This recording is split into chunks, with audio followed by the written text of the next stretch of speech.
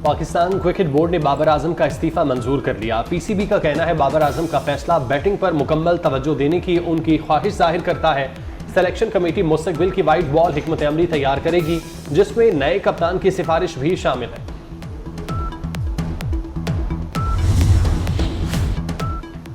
बाबर आजम के मुस्ताफी होने के बाद मोहम्मद रिजवान कप्तान के लिए मजबूत तरीन उम्मीदवार हैं। टीम की सिलेक्शन के लिए मोहम्मद रिजवान से मुशावरत करने का भी कह दिया गया है। ज़राए के मुताबिक मुस्तकबिल के पेश नज़र T20 के लिए कोई नया कप्तान लाना गैरी क्रिस्टन के प्लान का हिस्सा है। England cricket team test series खेलने के लिए मुल्तान पहुंच गई। इंग्लिश क्रिकेट टीम 2 दिन आराम के बाद 4 अक्टूबर से प्रैक्टिस शुरू करेगी। पाकिस्तान और इंग्लैंड का पहला टेस्ट 7 अक्टूबर से मुल्तान में खेला जाएगा। दूसरा टेस्ट भी मुल्तान में 15 अक्टूबर, जबकि आखिरी टेस्ट 24 अक्टूबर से रावलपिंडी में होगा।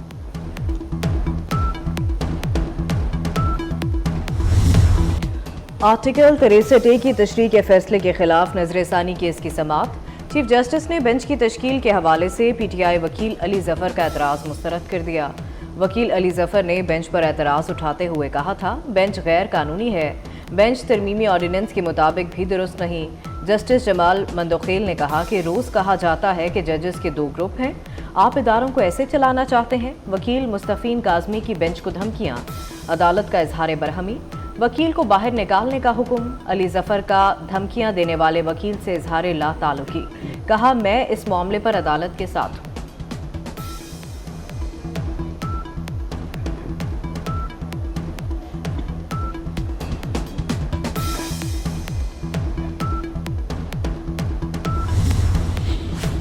सुप्रीम कोर्ट ने अली जफर की बानी PTI से मुलाकात की इस्तदा मंजूर कर ली। अली जफर का इस्तदा करते हुए कहना था, मैं बानी से मौजूदा बेंच में मामलात पर दलाइल से मुतालिक हिदायत लेना चाहता हूँ।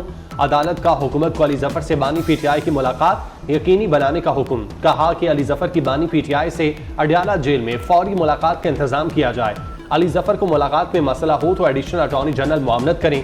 अली जफर बानी PTI से आज या कल सुबह 10 बजे तक मुलाकात कर सकते हैं। केस की समाअत कल तक मुलतवी।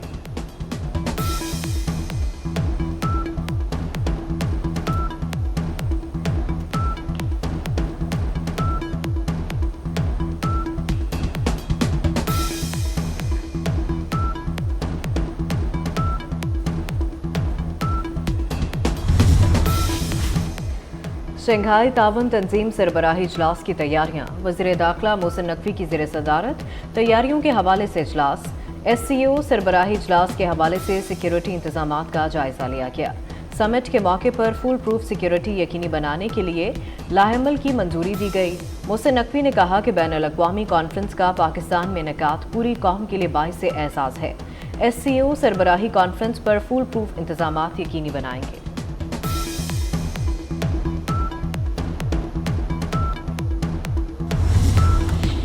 मलेशिया के वज़ीर ख़ारजा मोहम्मद हसन इस्लामाबाद पहुँच गए। एडिशनल सेक्रेटरी ख़ारजा ने मलेशियन वज़ीर ख़ारजा मोहम्मद हसन का इस्तकबाल किया।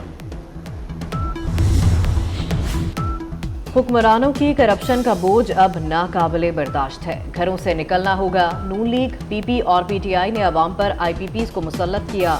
अमीर जमात इस्लामी हाफिज नईम रहमान का चित्राल जलसे से खिताब, कहा 77 सालों में हुक्मरानों और ब्यूरोक्रेट्स ने मिलकर अवाम का इस्तेहसाल किया।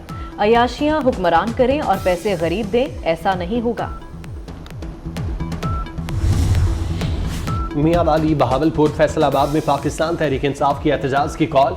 शहरों के दाखिली और खारजी रास्ते मुकम्मल बंद, पुलिस के साथ रेंजर्स भी तैनात। मियां वाली में कमेटी चौक पर पुलिस और PTI वर्कर आमने सामने। PTI कारकुनों की शदीद नारेबाजी, पुलिस की शेलिंग से कारकुन मुंतशिर हो गए। M4 के फैसलाबाद में तमाम इंटरचेंज बंद। फैसलाबाद से PTI के 2 MPA समेत 200 से ज्यादा कारकुन हिरासत में ले लिए गए।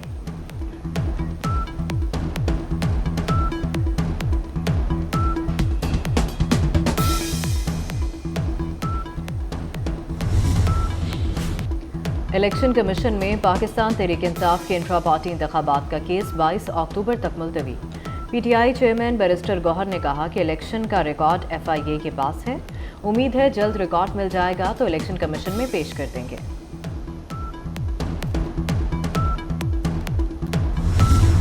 एक शख्स को फेवरेट समझकर रिलीफ फैक्ट्री खोल दी गई। बिलावल भुट्टो आईनी अदालत पर इत्तेफाक राय पैदा करने की कोशिश कर रहे हैं। सीनियर वजीर शर्जील मेमन की प्रेस कॉन्फ्रेंस, कहा पीपल्स पार्टी चाहती है लोगों को रिलीफ मिले, आईनी अदालत बने। 20 साल लोग जेल में रहे, फिर फैसला आया कि बेगुनाह है। शर्जील मेमन ने कहा ऐसे भी मुकदमात हैं जिससे लोगों की जिंदगियां तबाह हो गई।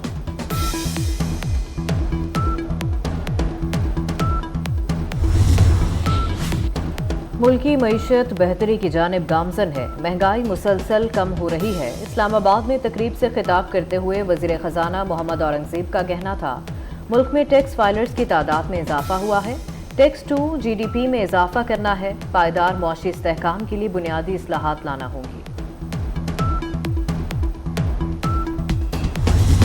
मालम जब्बा में गैर मुल्की सफीरों पर हमले का मामला। खैबर पख्तूनख्वा हुकूमत को गैर मुल्की सफीरों के दौरे का इल्म था, सूबाई हुकूमत इससे आगाह थी। महकमा दाखिला ने मुतालिका इदारों को सिक्योरिटी इंतजामात की भी हिदायत की थी। सूबाई हुकूमत को लिखे गए खतूत की कॉपियां 24 न्यूज़ ने हासिल कर ली।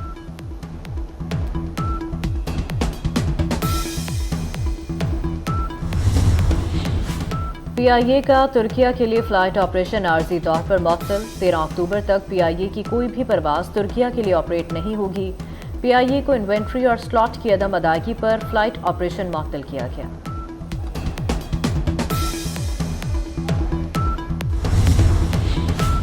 लाहौर में फजाई आलूदगी बेकाबू, स्मोक से कबल ही फजा में आलूदगी बढ़ गई। लाहौर दुनिया भर में दूसरे नंबर पर आलूदा शहर करार, एयर क्वालिटी इंडेक्स 179 हो गया। रवा साल का दूसरा और आखिरी सूरज ग्रहण आज रात शुरू होगा। सूरज ग्रहण पाकिस्तान में नहीं देखा जा सकेगा।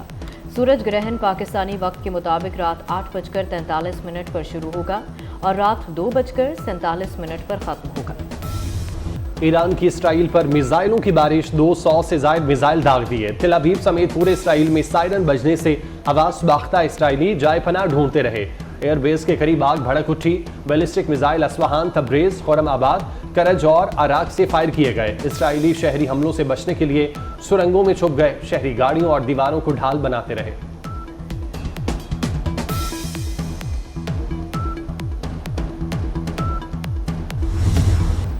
ईरान ने इसराइली हुकूमत की जाहरियत का फैसला कुन जवाब दिया।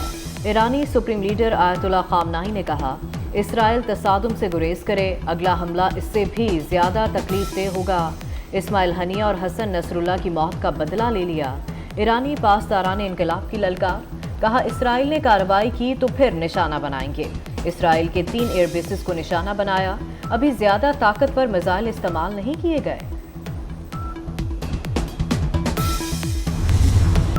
ईरान किसी भी खतरे के खिलाफ मजबूती से खड़ा है। ईरानी सदर मसूद पेज़ेश्कियान का 2 टोक ऐलान, कहा इसराइल हमारे तनाज़ात में ना उलझे वरना ऐसे ही जवाब देंगे।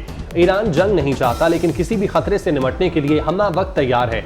ईरान ने इसराइल पर हमलों की वीडियो भी जारी कर दी।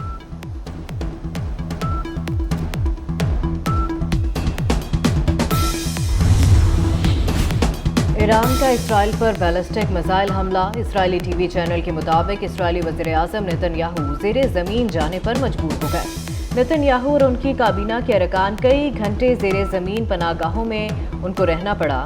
इसराइली टीवी चैनल के मुताबिक वज़ीर दिफा अलग ज़ेरे ज़मीन सुरंग में छुपे रहे। इसराइली टीवी के मुताबिक वज़ीर-ए-आज़म और काबीना के मुत्तादिद अरकान को कम अज़ कम 4 घंटे तक छुप कर रहना पड़ा।